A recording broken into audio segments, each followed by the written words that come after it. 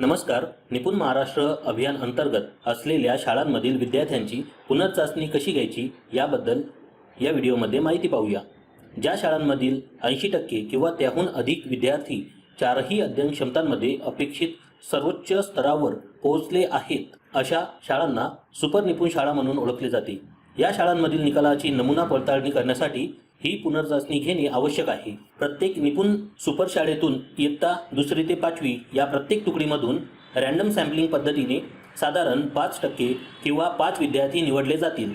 जर त्या तुकडीमध्ये 5 पेक्षा कमी विद्यार्थी असतील तर सर्व विद्यार्थ्यांचीच चाचणी घ्यायची आहे. हे विद्यार्थी निपुण महाराष्ट्र ॲपमध्ये आपल्याला दिसतील. पुनर्चाचणीसाठी आवश्यक असलेली माहिती जसे की या विद्यार्थ्यांची यादी, मागील नोंदीमधील त्यांचे रेकॉर्ड्स, हस्ताक्षराच्या संबंधित माहिती, ही सर्व माहिती निपुण महाराष्ट्र ॲपमध्येच उपलब्ध करून देण्यात आलेली आहे. पर्यवेक्षकांनी निपुण महाराष्ट्र ॲपच्या माध्यमातूनच विद्यार्थ्यांची पुनर्चाचणी नोंद करायची आहे. ज्या पर्यवेक्षकांकडे अँड्रॉइड मोबाईल उपलब्ध नसेल त्यांनी आपल्या सहकार्याचा मोबाईल वापरून स्वतःच्या लॉग इनने ही चाचणी पूर्ण करायची आहे. आता आपण ॲपमधील ही चाचणीची प्रक्रिया समजून घेऊया. सर्वप्रथम पुनर्चाचणी सुरू करा या बटनावर क्लिक करायचे आहे. यानंतर पर्यवेक्षकांनी शाळा निवड करायची आहे. या ठिकाणी आपला जिल्हा, तालुका आणि केंद्र हे निवड करायचे आहे.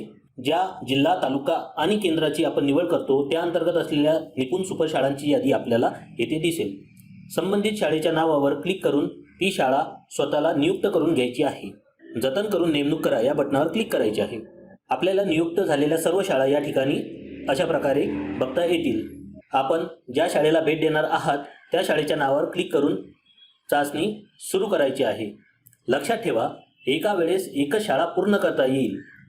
ती पूर्ण झाल्यानंतरच पुढील शाळेची चाचणी सुरू करता येईल. आपण आता ज्या प्रक्रिया समजून घेतल्या, ही सर्व प्रक्रिया याच दोन्ही पेजवर वर असलेल्या आय या बटनवर आपल्याला स्टेप बाय स्टेप सविस्तर देण्यात आलेली आहे. याचा सुद्धा आपण उपयोग करून सर्व माहिती समजून घेऊ शकता. आपल्याला ज्या शाळेची चाचणी घ्यायची आहे त्या शाळेच्या नावावर क्लिक करायचे आहे आणि मूल्यमापन सुरू करा या बटनावर क्लिक करायचे आहे. सोबतच आपल्याला एखाद्या शाळा यादीतून कमी करायची असेल तर त्या शाळेची सद्यस्थिती ही पेंडिंग असेल, म्हणजे त्या शाळेचं कार्य अजून सुरुवात केलेली नसेल तरच ती यादीतून कमी करता येऊ शकते. एकदा आपण एखाद्या शाळेची चाचणी घ्यायला सुरुवात केली तर ती यादीतून कमी करता येणार नाही. कृपया ही बाब लक्षात घ्यावी.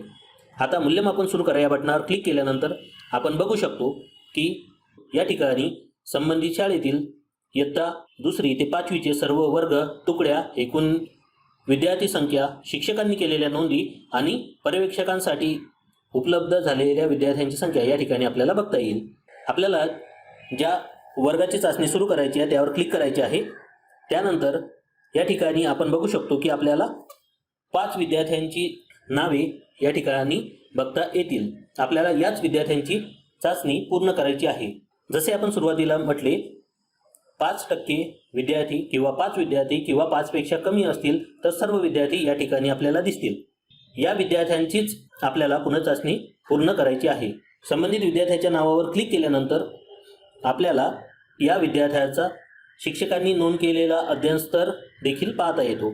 तसेच आपण संबंधित विषयाच्या स्तराच्या बटनावर क्लिक केल्यानंतर शिक्षकांनी अपलोड केलेले ऑडिओ, फोटो आणि इतर पुरावे देखील आपल्याला या ठिकाणी बघता येते. सोबतच त्या विद्यार्थ्याची चाचणी कोणत्या शिक्षकांनी घेतली याची सुद्धा आपल्याला या ठिकाणी माहिती मिळते. आता विद्यार्थ्यांची चाचणी कशी घ्यायची हे आपण समजून घेऊया.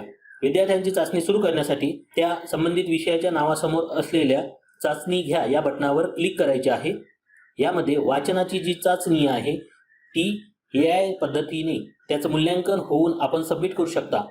इतर 3 विषय म्हणजेच लेखन, संख्याज्ञान आणि संख्यांवरील क्रिया या 3ही विषयांमध्ये आपल्याला संबंधित विद्यार्थ्यांची उत्तरपत्रिका तपासणी करून उत्तरपत्रिकेचे फोटो अपलोड करायचे आहेत. आता शिक्षकांनी या विद्यार्थ्याचा जो लेवल मार्क केलेला आहे आपण तिथून सुरुवात करू शकता. आपल्यासमोर दिसत असलेला मजकूर विद्यार्थ्याला वाचनासाठी द्यावा. माझ्या वाढदिवसाला मैत्रिणी आल्या, आई तू केक बनवशील का? सगळ्यांना खूप मजा येईल. अशा प्रकारे विद्यार्थ्याचे वाचन पूर्ण झाल्यानंतर पडताळणीसाठी पाठवा यावर क्लिक करायचे आहे. विद्यार्थ्याने वाचलेला मजकूर, त्याचा वेग आणि वाचनाची अचूकता या ठिकाणी आपल्याला बघता येईल. विद्यार्थी जर ती अध्ययन क्षमता प्राप्त करू शकला नाही तर त्याला त्या आधीच्या अध्ययन स्तरावर असलेला मजकूर वाचनासाठी द्यावा.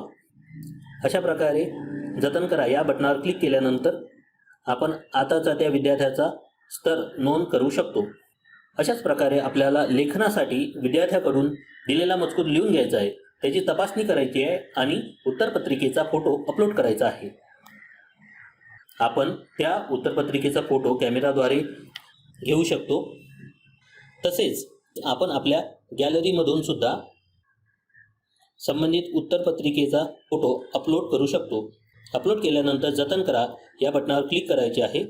अशा प्रकारे लेखन या विषयाची चाचणीसुद्धा विद्यार्थ्याची पूर्ण झालेली आहे.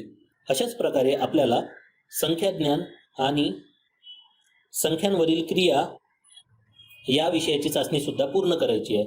एका विद्यार्थ्याची चाचणी पूर्ण झाल्यानंतर इथं वर दिसत असलेला हा सिम्बॉल आपल्याला पर्पल कलरमध्ये झालेला दिसेल.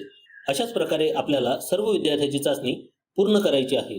या पेजविषयी असलेली संपूर्ण माहिती वर दिलेल्या आय बटनवर आपण क्लिक करून बघू शकता. संबंधित पेजवर दिलेले प्रत्येक चिन्हाचा काय अर्थ होतो हे सुद्धा आपल्याला या ठिकाणी बघता येते. जसे की एखाद्या विद्यार्थ्याचा एखादा स्तर शिक्षकांनी वेगळा मार्क केलेला असेल आणि आपण वेगळा मार्क केला तर अशा प्रकारे वाढीव चिन्ह आपल्याला बघायला मिळते.